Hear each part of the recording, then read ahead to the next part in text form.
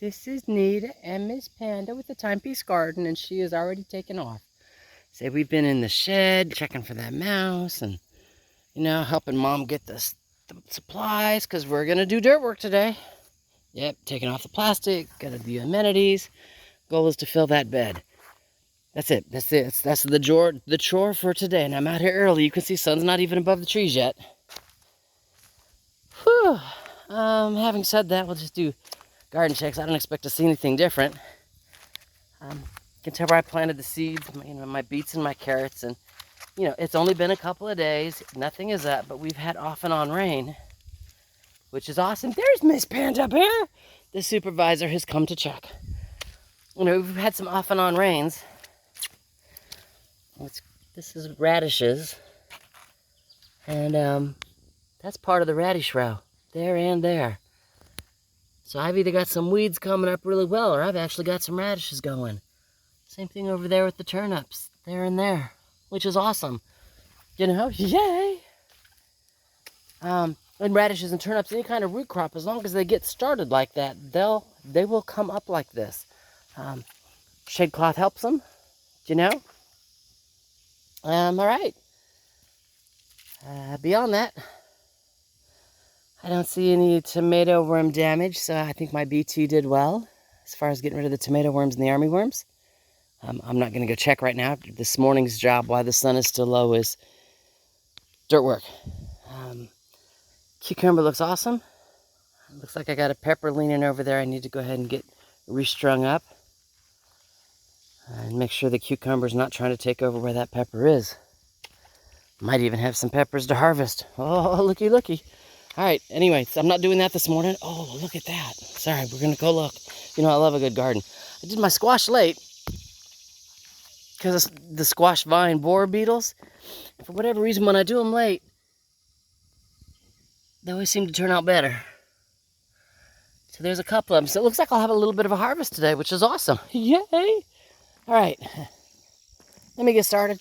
Moving dirt while it's cool. And the supervisor and I, she's over there checking out the tools I'll be working on today. She and I will talk to you later. She laid down on the plastic part where the water's puddled. She's such a silly dog. All right, first things first. Start lining it with decaying branches, barks, and sticks, and pieces of log. A lot of what you're seeing right here used to be a wall of the compost pile. And I will discuss that when I do the, words are awesome.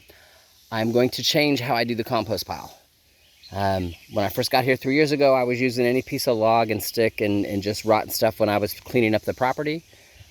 It's been awesome. You can see a lot of them where they're composting down with the compost, and they're just going to be great here as part of the hugelkultur in this bed. So I will talk about how I'm going to change the compost pile when I do it. It's not what today's video is about. So again, sticks and logs and twigs. I've still got some more stuff to throw in here, and then I'll start working on the dirt. So just figured I'd show. This is what I do. Now, I'm not going to lie. I'm going to plant a lot of my my fall greens in here, my lettuces, my spinaches, orchas. Lots and lots of greens are in here. So having fat logs like these guys here, will make sense, with 2 inches of dirt across the top of them is not going to impact the lettuce roots. They don't go excessively deep. Does that make sense? As long as they stay well watered, and the logs, as they continue to rot, will just enrich the lettuce really, really well. So, yes, I did the same thing with every other bed I've ever done, and we'll continue. All right, Miss Panda and I got dirt work to do. All right, it's 11:20. Still got cleanup to do. Cart's here. Half the bed's full. Yay! But it's 11:20. It's lunchtime. Time to take a break.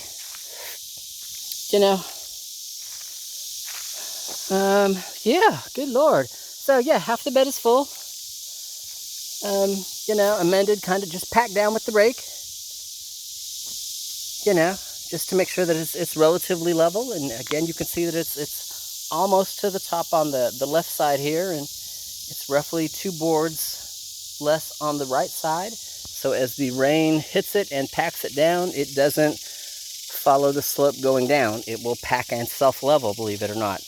Other funny things, or not funny things, but just things you learn as you do stuff like this. This bed is as wide as that bed. Does that make sense? Wood on the inside of my lines, same thing there. The logs are on the inside of my lines, but because the logs are so much fat around, it took up so much more of the bed.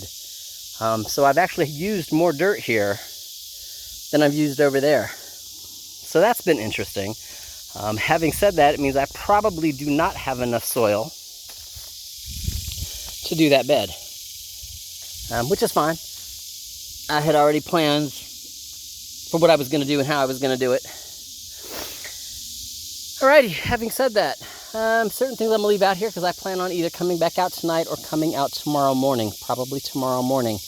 I like it when I get out here at, 6:30, 7 o'clock in the morning and work till, 11:30, 12 o'clock. That's 5 hours straight work, getting stuff together, getting the compost from the pile, bringing it over here, and then, dirt and mixing, and just, I like that, just a straight, clean 5 hours of work. There's no guarantee I'm going to want to do that this afternoon, and I'll probably use this afternoon to do like laundry or something like that. So there's a butterfly that thinks I'm awesome. He's been on the phone. He's trying to figure out whether or not he's going to land on my hand. He's back on the phone.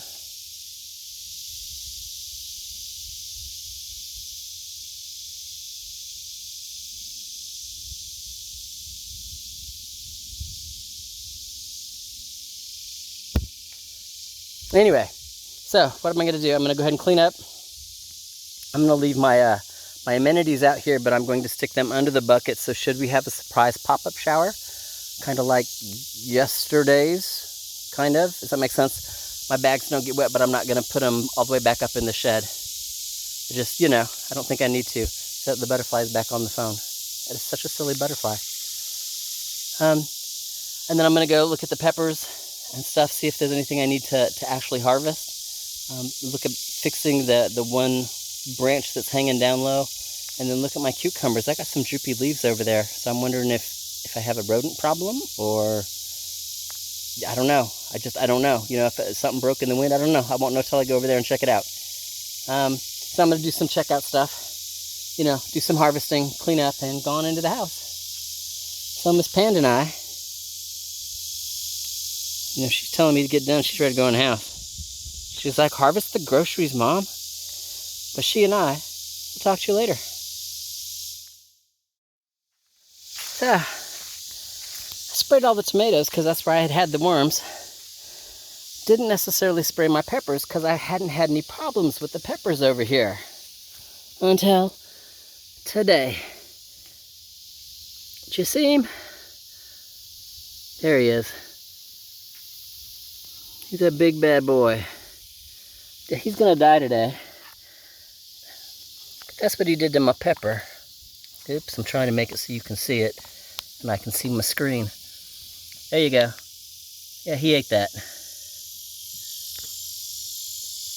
So he's eaten a couple. There's another one, just completely gone. So he's out of here. See, big old fat bad boy. He's all, wait, where you going? I'm like, go to the wild, get eaten by birds. So now I got to take a look at my pepper plants. One, to take off any peppers that he's chewed on, because they're not going to get any bigger. And if they rot on the vine, they might bring other pests. And then I need to check all the peppers and see if, if it was just him.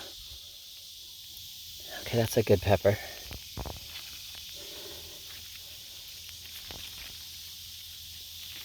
Okay, the others are too small for me to pick, and they've not been eaten on. It's a good thing. What's crazy is I don't see any other damage. That back pepper there's a little droopy, but he's not gotten in the shade yet. So they still love the shade. Those that are in the shade are not droopy. All right, let me check the other side.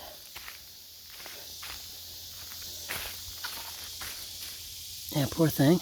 He's really droopy. Even this one's droopy, but he's starting to get in the shade. The shade makes this one's droopy. A little bit of shade makes a huge difference because the sun is still really intense. All right, let me keep looking. Make sure my babies are doing good. Talk to you soon. All right. Last video for this morning anyway. That is blossom end rot on a crookneck squash. And what that means is there's a calcium deficiency in the soil. So while I've got several, there's another one, isn't he pretty? I've got several that are growing well. Makes sense I need to come out here and give these guys some calcium. I have some liquid calcium stuff mixed with water. 1 tablespoon of the calcium stuff to a gallon of water. Excuse me, I'll be doing that this evening. Just to give him a good soaking. Because the fruits that started, there was enough calcium for them, but it's getting ready to produce a lot, and I want it to produce a lot and not deal with the rot that's over here. So I will be back out this afternoon, at least to feed these guys. And probably since the radishes and turnips are starting to come up, I will make sure they get some water. Nothing else actually needs water. I don't know how else to say that, because we've had so much rain. Yeah. And then, I don't know, maybe the peppers need some calcium too. Maybe that's why they're droopy. I don't know. We'll see. When I come back this evening, if they perk back up, then I know it was just the sun. If they stay droopy like that, I'll probably give them some calcium as well. All right, we'll talk to you in a few. Okay, I lied. This will be the last video for the afternoon. That's what an elderberry head looks like when it's starting to ripen up. Isn't that pretty? That one started. Got a couple more over there that are starting. The nice thing about it is the trees are no longer in droop mode. You know? The little bit of shade that the cover gives them just keeps the root structure down here soft enough or cool enough that to make sure my passion fruit doesn't get over onto my elderberries. And yes, I knew the passion fruit would find this new pole and be like, hey, let's climb some more. Now none of these guys have ripened yet, but you can see where this whole side right here used to be the droopy side, and it's not droopy now. You know, it's perky, it's tall. It enjoys the shade. You know, even the little guys here that don't get in the shade until afternoon, they're so much perkier. All the way to if you look at the tips, I got new growth. Got new growth on that one too. I guarantee you that was just from that little extra bit of shade that it needed through that hot part. Right? Even the comfrey looks better, you know, getting out of the heat. So far, that works great. All right, I got stuff I'm gonna leave everything in the cart. I'm just taking it up to the overhang on the side of the shed. That way, if for some reason it again we get a pop-up rainstorm, everything is covered, it's protected, and it will either be ready for tonight or ready for tomorrow morning. So I'll talk to y'all later.